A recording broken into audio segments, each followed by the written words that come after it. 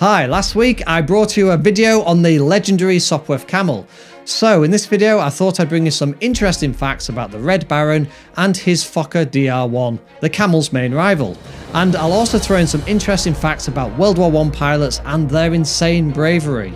So the Sopwith Camel, arguably, probably the best fighter aircraft of World War I. The British-made Sopwith Camel downed more enemies than any other Allied forces aircraft. So there's fact 1. Here come 13 more facts getting progressively more interesting. Wait till the end for the one that I think is the most interesting, thought-provoking, inspiring and kinda sad. So, fact 2. The Fokker had 3 wings and the Camel had 2. The Fokker made use of the 3rd wing, allowing it to have an overall smaller wingspan, improving maneuverability. There was an experimental DR-1 with 5 wings. Hey, if in doubt, more wings, right? The Allies had triplanes as well. There was the Sopwith Triplane that pushed Anthony Fokker to make a triplane to compete with it. And the later Camel, which only needed 2 wings, just needed those 2 wings to match its maneuverability. The Red Baron didn't just fly the Fokker triplane, he also flew the Albatros D.III, the D.5 and the Halberstadt D.II. I know I've said that wrong, I'll put the word there. The Red Baron headed a fighter wing called, I'm not even going to attempt to say that one, I just call it JG. And this became known as the Flying Circus, due to other pilots following his example and painting their aircraft in bright colours. It must have been quite a sight to see the Red Baron in his red triplane and his wing of other colourful aircraft coming to engage you and your pals. It will have been awe-inspiring and terrifying. As for the kills, well, the Red Baron was the highest scoring fighter ace of World War I, scoring a ridiculous 80 kills. He was the ace of aces. However, that figure is disputed and may be inflated for propaganda purposes, though 73 kills does seem to reconcile with the Allied loss records. There are also unconfirmed victories which would put his number up to over 100 or more. For comparison, the best Allied ace, the Frenchman Richthofen, I'll put that there in case I've mispronounced that as well. He achieved 75 confirmed victories and 52 unconfirmed victories behind enemy lines.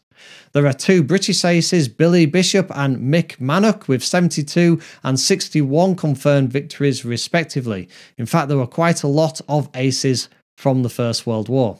Okay, so let's put this into context. A pilot was considered an ace if he had 5 kills or more, and although it's difficult to determine the exact numbers, some sources say there are around 300 to 400 fighter aces for the estimated tens of thousands of pilots that served in aerial combat in World War I. Personally, I had no idea there were that many pilots in World War I. Did you? Especially as flight was such a new technology.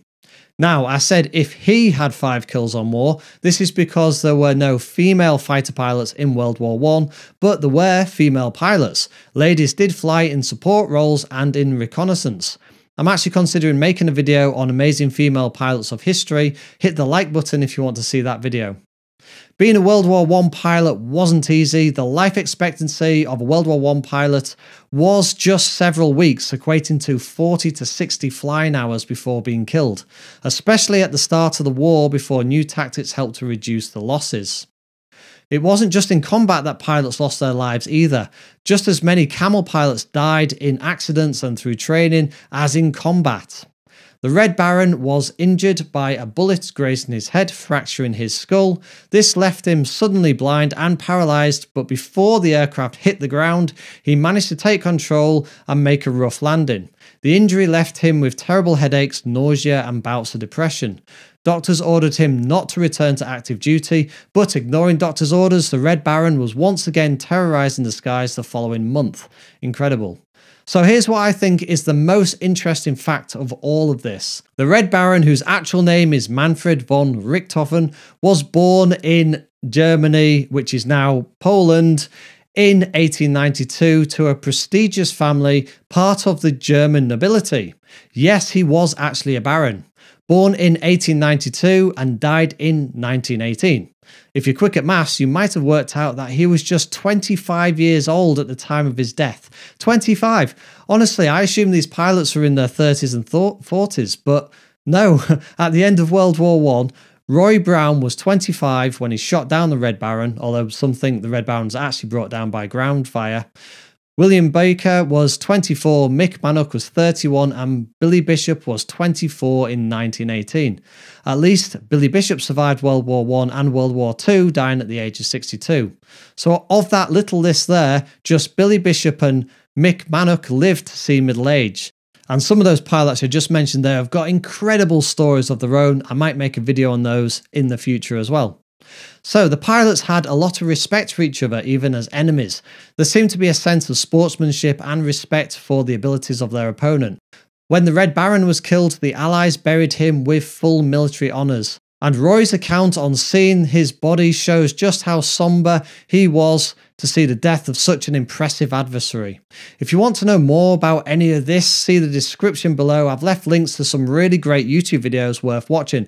They go into the stories about these pilots and of the last battle of the Red Baron. So, what was the most interesting fact for you?